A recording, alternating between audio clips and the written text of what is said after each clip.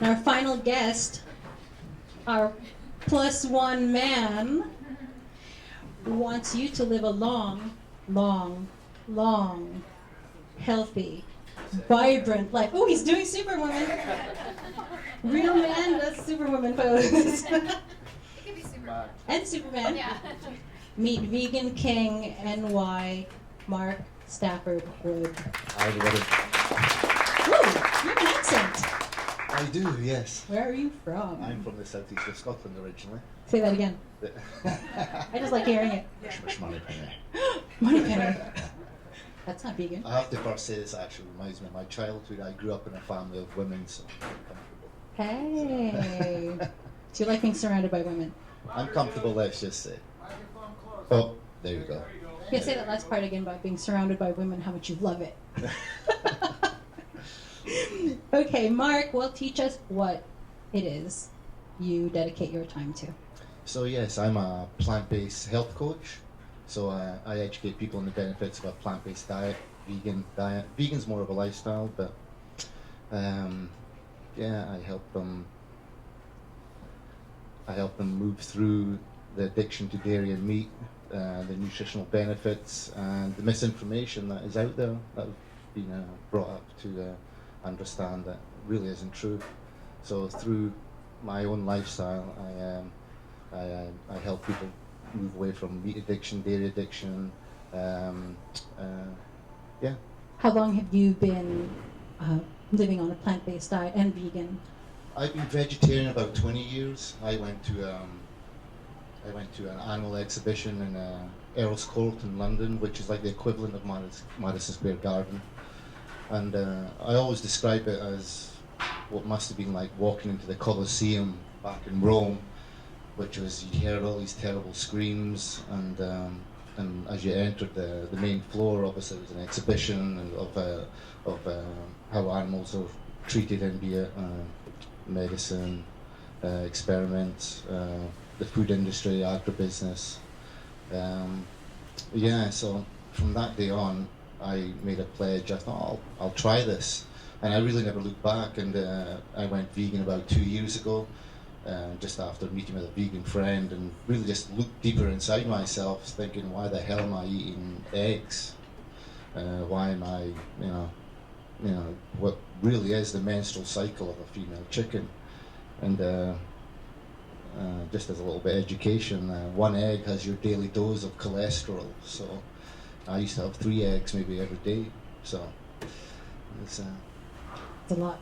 It's a lot of cholesterol. What is the big belief behind what you do?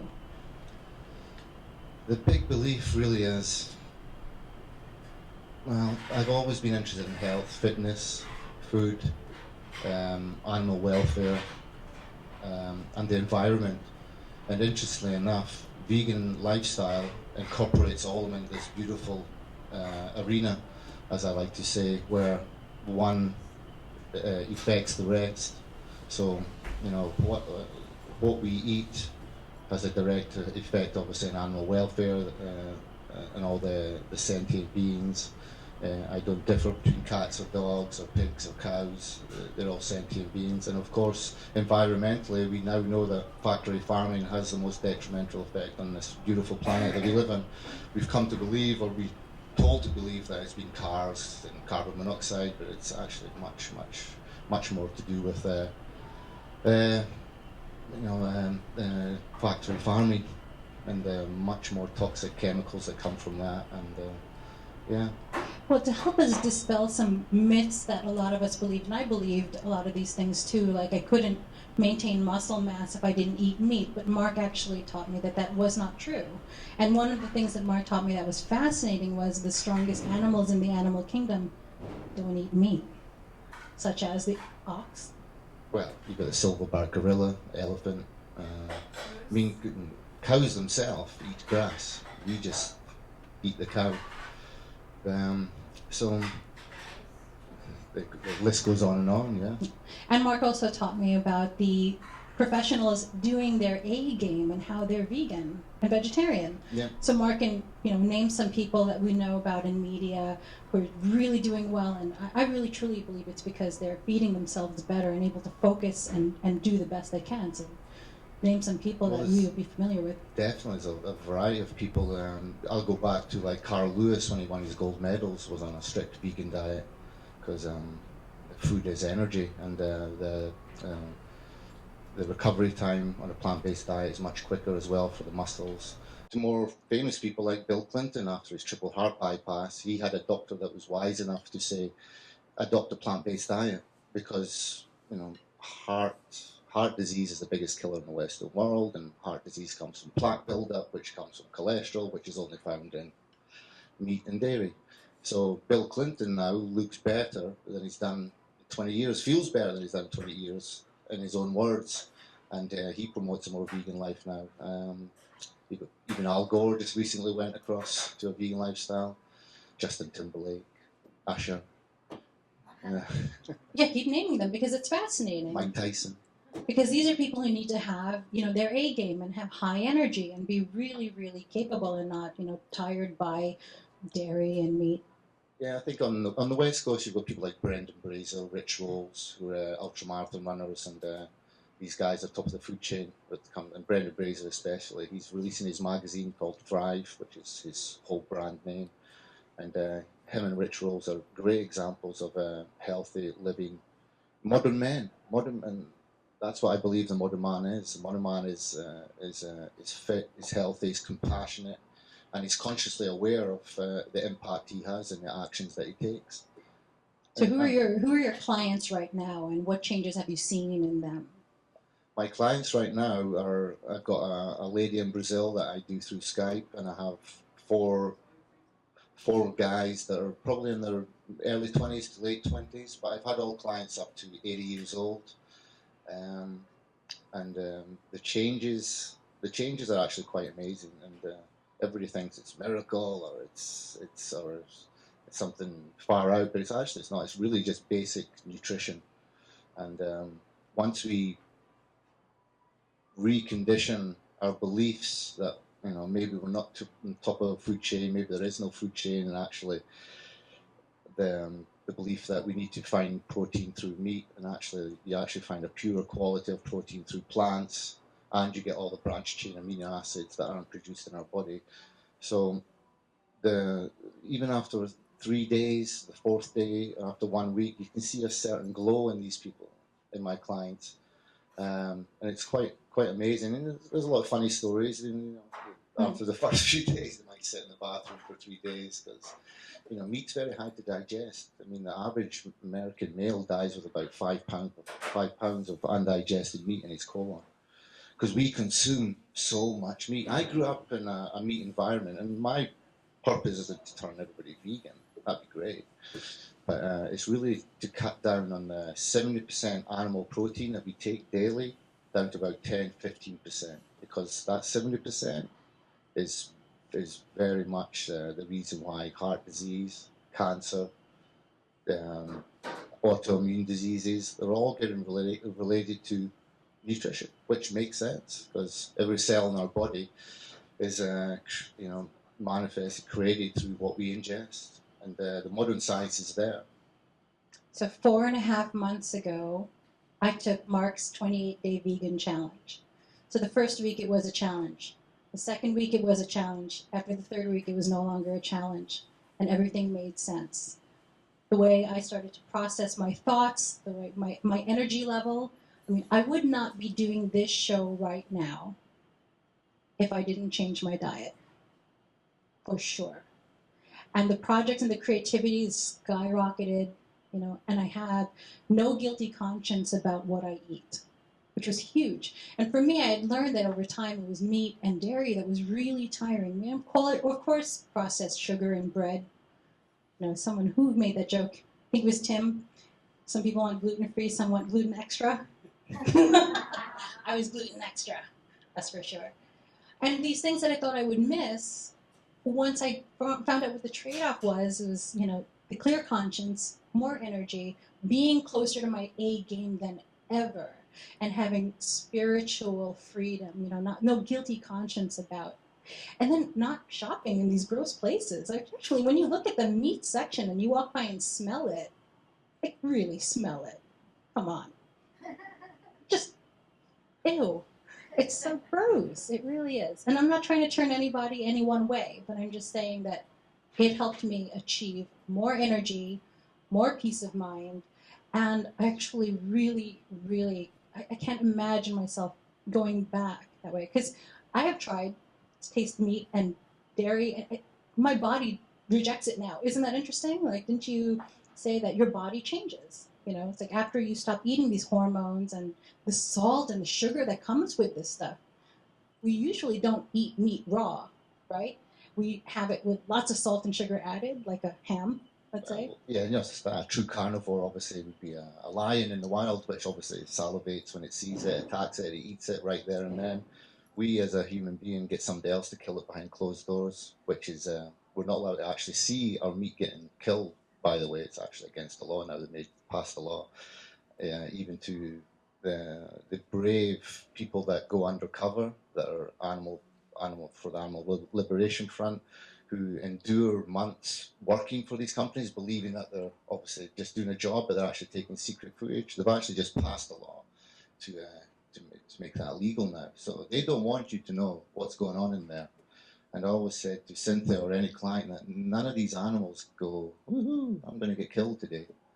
They're very sentient, and they feel, if not the same, probably more than we do when it comes to actual feeling, because of their animal instincts. So the pain, the suffering, and remember, it's not a world where 100, 200 years ago these cows and chickens are roaming around on beautiful farms and eating the grass.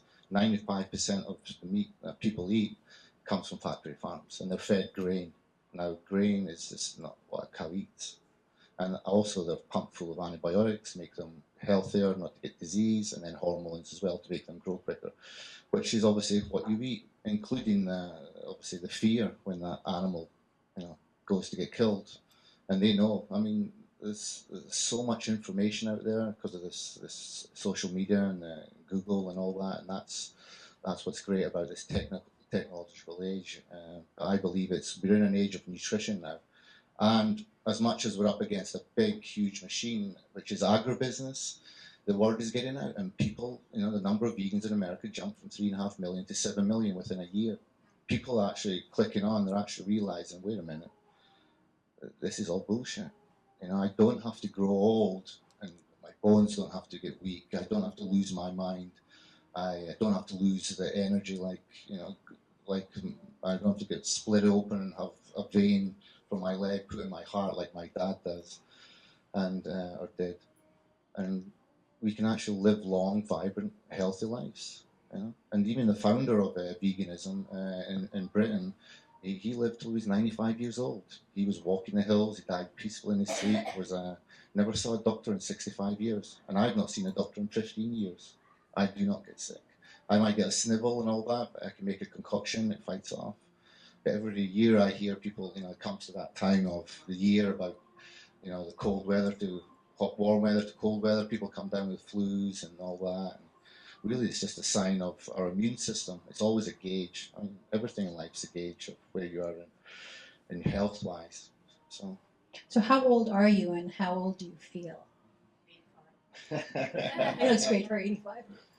I'm 45, and I feel probably like I did in my late 20s. And I still have the same energy. I still have the same endurance when it comes to sports and athleticism, and yeah, I don't feel like I actually feel like I'm getting healthier. The more I embrace this lifestyle, and I've been vegan about 2 years, like I said, the more I feel I can actually get fitter as I get older. I feel I get healthier and healthier. And now it's just a joy just to share this with people because, like I said, we've been brought up with a lot of misinformation.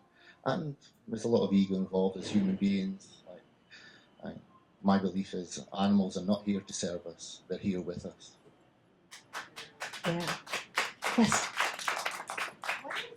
What are the plants that we can eat that have the highest amount of Great question. Yeah. So Would you let me repeat that? yeah. Repeat the question.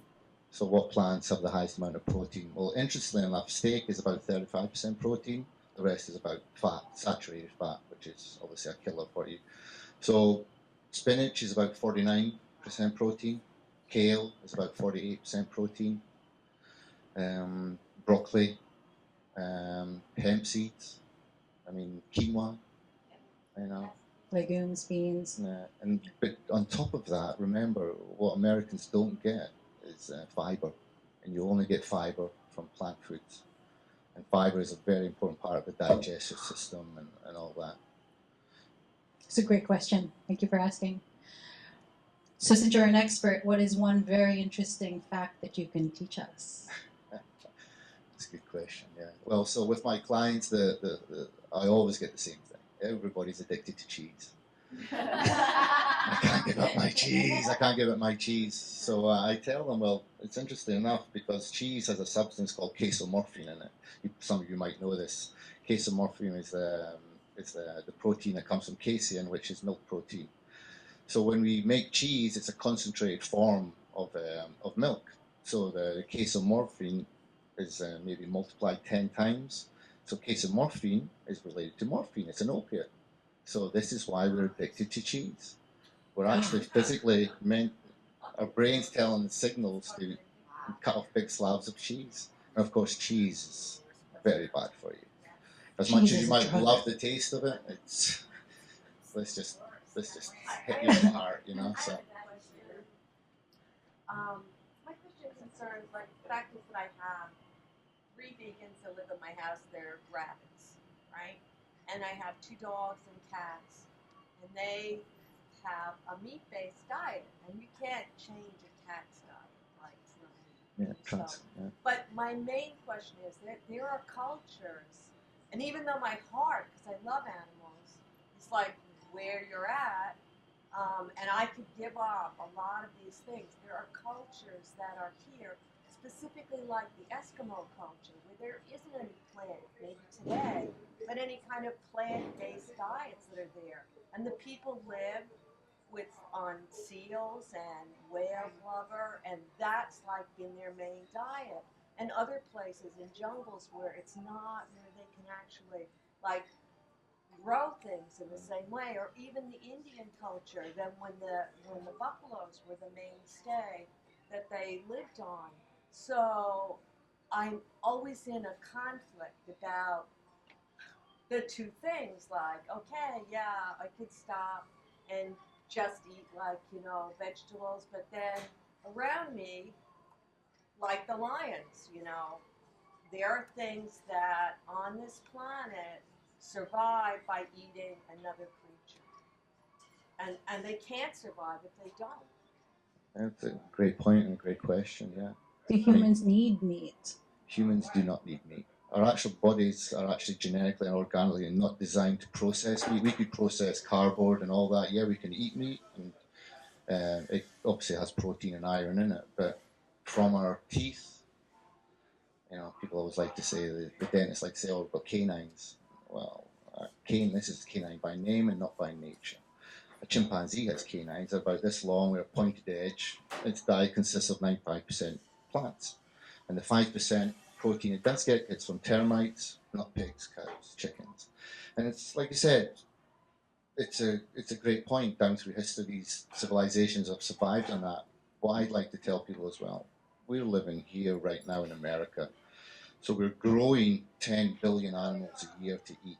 10 billion. 65 to 70 billion animals a year we grow to eat. This is having a huge effect on the whole. Yeah, the whole farming farming system is so it's really horrific. The whole thing about people would describe veganism, I like to describe it as doing the most good and the least harm. So when we have a certain amount of knowledge, it's, well, why cause suffering when we don't have to? When you can really thrive. Imagine thriving and not getting so sick and not getting ill, and your bones don't get weak because milk is so acidic that it actually draws calcium from our bones. It causes osteoporosis. Milk, casein, one of the most carcinogenic substances known to man, which comes from another mammal, and we're the only mammal that drinks another breast milk of another mammal, which is pretty freaky, really, being linked to breast cancer, and most cancers, prostate cancer and breast cancer, the two biggest cancers that kill in the human race. And every year we've got this bombarded by this huge machine that is dairy and meat industry telling us we need to eat, where it's really not. It's just a huge industry, just like fast food is. It's poisoning us, and it's putting a huge effect on the health system. $300 billion a year spent on cancer, obesity, type 2 diabetes. 300 billion, I'll repeat that. I mean, these things could be wiped out by us all eating, not for addiction, not for desire, but actually for nutrition. And we forgot how to do that, and it can be tough because we're brought up in a society where we're surrounded by bad food filled with sugar, filled with meat and dairy. So, but it comes down to the individual. Like Gandhi said, be the change you want to see in the world, and that's what I took on for myself. Be the example. Don't be that skinny, pot-smoking vegan that people think, you know? Be that strong, modern, compassionate man that can actually thrive, you know? Not saying that pot smoking is bad, but So when do we need to reach out to you, Marc? anytime you're ready, really. I mean, if you're suffering from lack of energy, too much weight, or maybe from an ethical and moral point of view, and you don't know what to eat or how to get your nutrients, you know, what I promote is a high carbohydrate, complex carbohydrate diet, 65%, 30% protein from plants, and 5% healthy fats. And that carbohydrate scares a lot of people off, but complex carbohydrates are much different from refined carbohydrates, and that's the misinformation that the diet world tells us, because diets are short-term results. It's about a lifestyle change. So what would you consider complex carbohydrates that we can consume? Well, you're talking like whole grains, you know, brown rice, brown pastas, whole grains, sweet potatoes, things like this. All these things burn off as energy, whereas a refined carbohydrate stores as fat. So if you keep on eating sugar and all this white pasta, white rice turns to sugar in the blood, you just, you know, so even if you're in the fitness world, you really can't get fit without really, you know, eating the right things as well. You can get big, for sure. A lot of these guys are taking a hell of a lot of animal protein, be it whey protein or eating a lot of animal meat, but that will come back and bite you in the ass. But in your 20s, you don't think that, but it will, and the figures show for it. And biggest killer in the world. So you said about 65%. Complex carbohydrates. Yeah. Thank you so much for being our +1 man. Thank you. Being our +1 man, what is something that you would like to see women do more of? Well, women, men, just take it upon themselves to learn more about nutrition and animal welfare. Like I said, I mean, I don't see no difference between a cat or a dog or a pig or a cow. These beautiful animals form social systems, have bonds with their loved ones, their babies, and the horrors that are there to be seen, you can see anywhere on videos on Google or all that. Are pretty evident. You know, a mother cow has a baby, and it's the same as a human being. It's the same thing. They have the same connection. And the milk industry is born full of pain, you know, taking away, impregnating these cows throughout their lifetimes, their newborns being taken away. And by the way, that's how the veal industry was born. Just a byproduct of the dairy industry, taking away the newborns of pregnant cows and using them to earn more profit. So I just make the connection that nutrition is everything. You know, make that connection that we can thrive. We don't have to get these diseases. We don't have to grow old and frail, and to hopefully have more compassion, I guess, because that's what it's all about. It's all about suffering. Why cause suffering when you don't have to, and more so that you can thrive from it. Why suffer yourself, ultimately? So reach out to Marc on Facebook, Vegan King NY, and thank you all these amazing entrepreneurs that have curated here.